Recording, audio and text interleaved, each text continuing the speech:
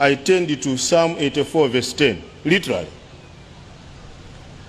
Ndiye Mulungu atiuza kuti to be in the court of the Lord is greater.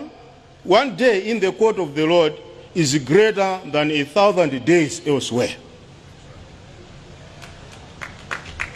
Modera kuti akuti kupezeka kuno ngati ku cathedral tsiku limodzi kupambana kupezeka kwina masiku chikwi. Modera opezeka kwanu pano kulupose masiku 60 aja vakampeniwa ndithudi. Chifukwa pano mchoka mmadalitso mabuseni awene waluko chobwerera si chinayi madalitso moti kuno it's worth more than 1,000 days. Nithokoze moti wena waluona kwakuti vajatunanga waganiza bwanji moti ukakhatsonga azoti uthamanga ayi inutu mwachita chamtengo wake. Kumudzi munthu akafuna tsogwe angamukonoleka amatanira pazake atiwe timati chiwira ndiyabwera mkonola ndiyenu mtamva kuti ife tili mtsogwe kwathu lero mwabwera mwakhoza. Koma tudziwanso kuti muli wanu pa 16. So nefe ndikaleka otola musi numtatola musi lero patsogwe athuyi. Ayi tere chiwira ichi sichithera lero ayi. Pa 16 tikabweza chiwira chimenechi ntife.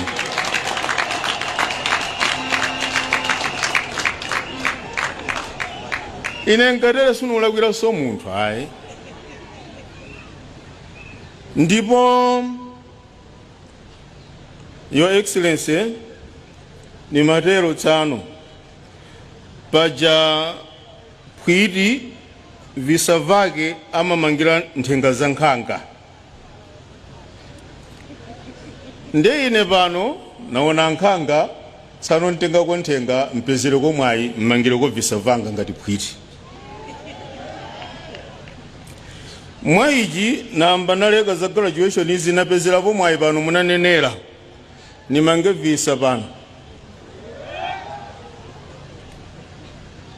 I've turned to the pastoral message tsapano napezera po mwayi pano poti mawe apa naveka kutali mawamene wakapitiriza mipingo mu pa 7 ndi pa 14 koma pano nipezere po mwayi umenewu kuti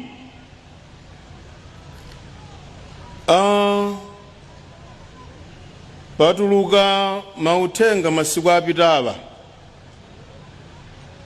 ofuna ogwetsa ulesi wanthu koma ngati sinodi tunena kuti osagwa ulesayi.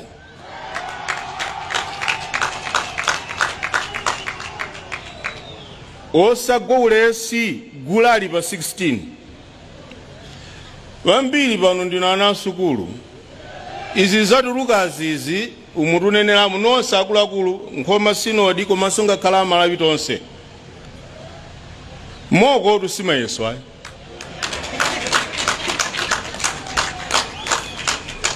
Chifukwa tu anthu amatha ufoma moko ufoma pambali mayeso nkukabwera venanso ndiye ini moko kaitani amakhoza ati munthu moko lero koma ukabwemeso neno msiyo osakhoza fosima yeso moko yayi.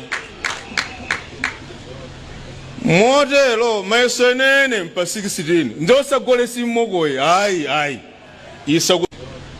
Motelo mayeso nene mpa 16 ndosagolesi moko ayi isakusokonezani mayeso mpa 16. Moti tonse sikisikoloko ndekuti tafika kale aliyesa zikona mtunda wake mulu cho nyumba kwake kuti sikisi zikafika kuti wafika kale. Mizere ilipo 15,141 ndipo mzere uliwonse sudutsa anthu 600, which means nzotheka upita umaliza ubwerako umakachita zina. Nipemphe pano sinupempha tsoka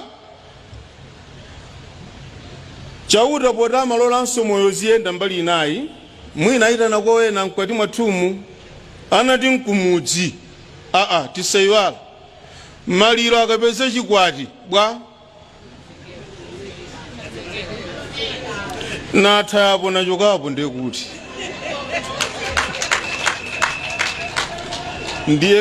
ndiye nkhani yake ikaende choteromo sinupempha tsoka koma ngati achauta atalankhula motero panafunika opita izinazo tidzazipeza ndipo tidzapitiriza popeza zikho zodikira izi zili nthawi sikisi ulekeza folokoloko nati mpemphe wosagwa mphwayi chonde nkhoma sinoni komanso amalawi tonse tiyeni tikatuluke mwaunyinji President nibele mawu awo kuti ayi nkhwele sitilekera dimbayi umalimbikira ndithu. Ndiye limatelo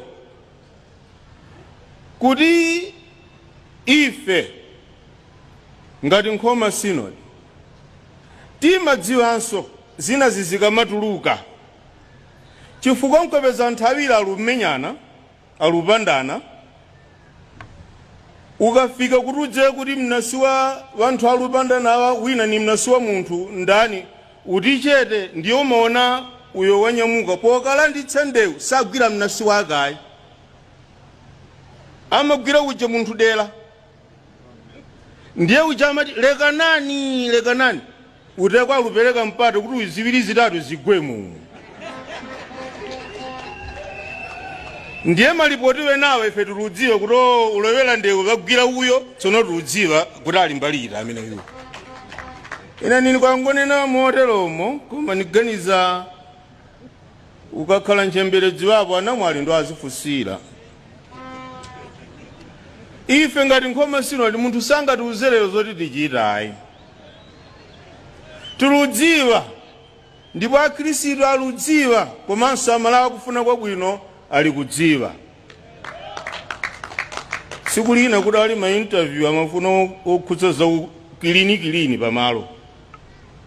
Ndiye basi wadatana anthu mbwere 7 o'clock fika mmawa.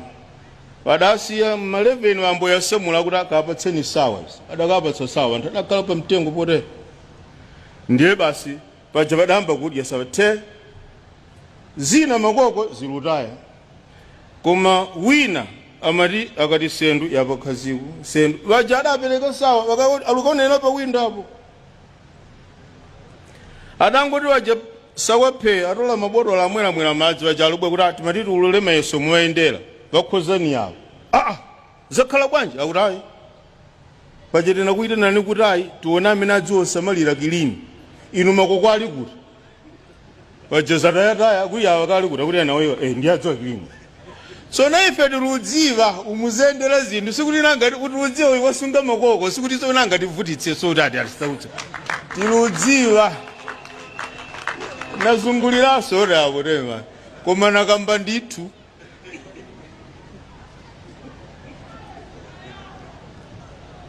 motelo